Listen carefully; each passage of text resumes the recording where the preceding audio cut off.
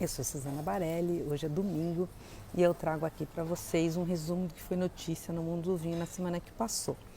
Esse vídeo hoje é um pouquinho diferente, eu peço desculpa, pelo menos eu estou com uma camiseta temática, mas eu estou no aeroporto de Santiago do Chile, voltando para o Brasil e o cenário está meio improvisado, com mais barulhos, pessoas passando, mas é o cenário que eu consegui para trazer esse resumo da semana para vocês. Bom, eu passei essa semana no Chile, como eu já tinha avisado no vídeo anterior. Foi um convite do Eduardo Schedruck para conhecer os seus projetos aqui. Então a gente visitou tanto a região de Aconcagua Costa. Aconcagua Costa para mim se traduz no projeto Pizarras, que é o projeto do grande Chardonnay que eles fazem ali na região, e tem também um Pinot Noir e um Syrah que me surpreendeu. Aconcagua mais perto da cordilheira, que significa senha, e Puente Alto, que significa vinhedo Schedruck.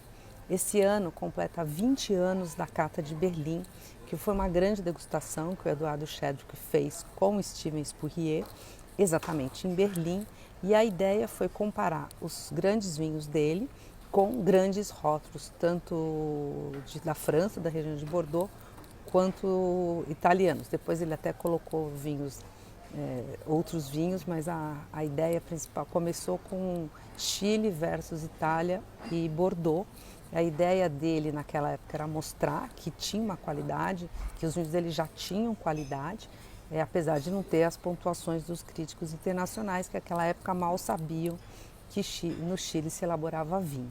A Cata de Berlim deu muito certo, né? Os alemães pontuaram mais alto os vinhos chilenos em comparação com os vinhos franceses, o que deu muita alegria para o Eduardo Schedruck. E aí no ano seguinte, conversando com o Otávio Piva de Albuquerque, que é uma pessoa importante na história do vinho do Brasil, o Otávio convenceu o Eduardo a repetir a Cata de Berlim aqui no Brasil.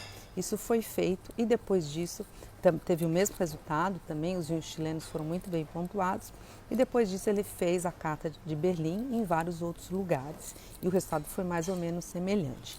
Como está comemorando 20 anos desse evento, o Eduardo chamou 11 especialistas em vinho, principalmente da Europa e da Ásia, entre eles 4 Masters of Wine e um Master Sommelier, para conhecer os projetos, né, ou para recordar, ver em que estágio estão os projetos da família Schedruck, e pensar um pouco no futuro, discutir o futuro.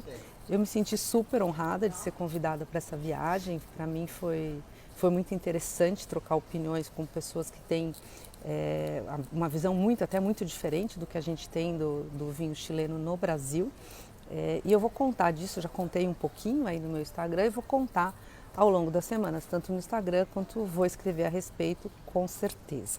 Então essa foi a minha semana, pensando na Cata de Berlim, que como eu falei, completa 20 anos, vai ter uma degustação já em fevereiro na Alemanha, e depois essa degustação vai para algumas cidades, e o Brasil está no roteiro, uma degustação que deve acontecer ainda nesse primeiro semestre. Além disso, no paladar, eu subi um texto que eu estava esperando o início da safra para falar. O ano passado eu comentei aqui que a Chandon fez 50 anos no Brasil. 50 anos atrás, mais 50 anos, porque na verdade o grupo Moet Hennessy decidiu ter vinhedos ao redor do mundo e vinhos ao redor do mundo, primeiro na Argentina. Né, o projeto começou bem, aí eles vieram em 1973, tanto para o Brasil, no Rio Grande do Sul, quanto para a Califórnia, e depois acabaram montando unidades também na Austrália, na Índia e na China. E nas comemorações dos 50 anos da Chandon, vieram para cá várias pessoas do board, inclusive o Arnaud de Sanyes, acho que é assim que fala, que é o presidente da Maison Chandon. E na ocasião a gente ficou conversando sobre perspectivas, como é que ele vê o mercado brasileiro, e eu publiquei essa entrevista na versão online do Estadão, e na minha coluna que sai no jornal eu coloquei um pouco do que deve ser a safra de espumante esse ano. O Brasil é um dos pioneiros, né? Vira o ano, já começa colhendo uva, e se a gente olhar bem o que foi esse ano vinícola, né? O ano vinícola começa em geral setembro, quando a videira começa a florescer, e foi um ano de muita chuva, então é um ano muito difícil, né? Um ano de safra menor, E o Felipe Mevel, que é o enólogo da Chandon, já apontou isso. Vai ser um ano, uma safra pelo menos 30% menor. As primeiras uvas que ele recebeu, ele não vê tanto problema em qualidade, mas também não vai ter coisas maravilhosas. Então, vamos esperar um pouquinho. Eu conto disso no texto que subiu ontem no Estadão. E de notícia internacional, eu queria chamar a atenção, o Comitê Interprofissional dos Vinhos de Champagne, ele divulgou o relatório do que foi 2023 para a região e tem uma queda nas exportações de 8,2%. Com isso, as vendas de champanhe, elas voltam ao patamar antes do Covid. Se a gente lembrar, no primeiro ano do Covid teve uma retração grande da venda de champanhe e também de todos os espumantes, né? Não havia razões para comemorar. Mas depois, em 2022, o mercado, até 2021 e 2022, o mercado foi bastante promissor para os espumantes e agora deu uma retraída. A retraída é vista um pouco pela essa crise mundial que está tendo na venda de vinhos. Champanhe é um produto caro e tem uma migração para outros vinhos espumantes que não champanhe. É isso.